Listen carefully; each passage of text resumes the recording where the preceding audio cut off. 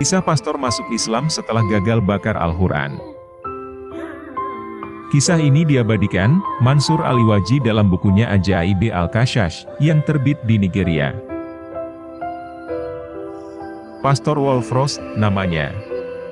Pemuka gereja di Angola itu memegang sebuah mushaf dan menghadap jemaatnya.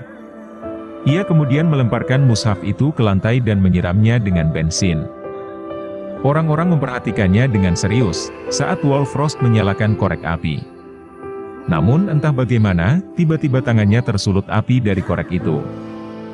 Mungkin tadi tangan itu terciprat bensin saat menyiram mushaf.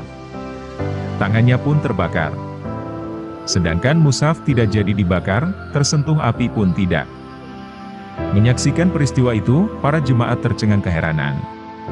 Tetapi yang lebih heran adalah Wolfrost sendiri.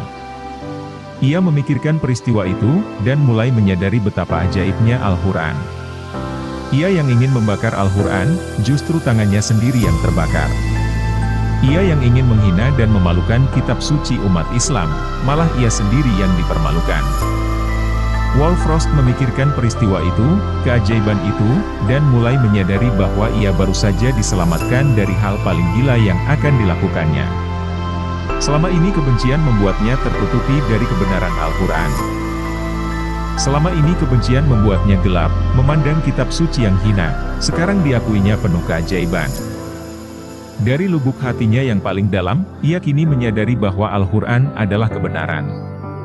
Wolfrost pun kemudian mengikrarkan diri masuk Islam, dan membaca syahadat. Masuk Islamnya Wolfrost membuat lingkungannya gempar. Betapa tidak?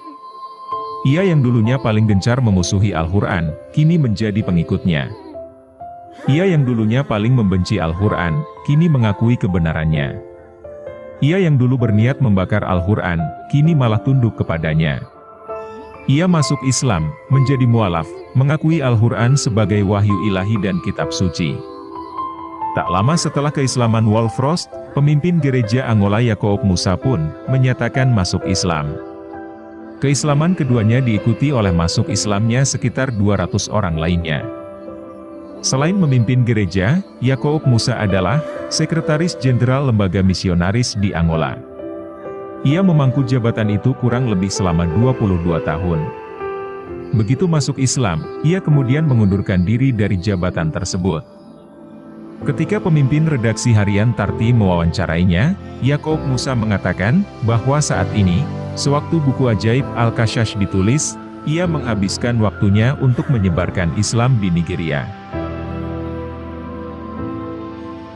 Masya Allah, demikianlah saat hidayah datang.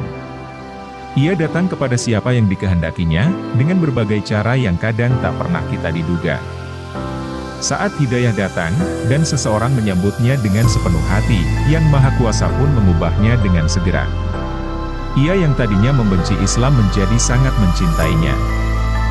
Ia yang tadinya memusuhi Islam, kini menjadi orang yang membelanya.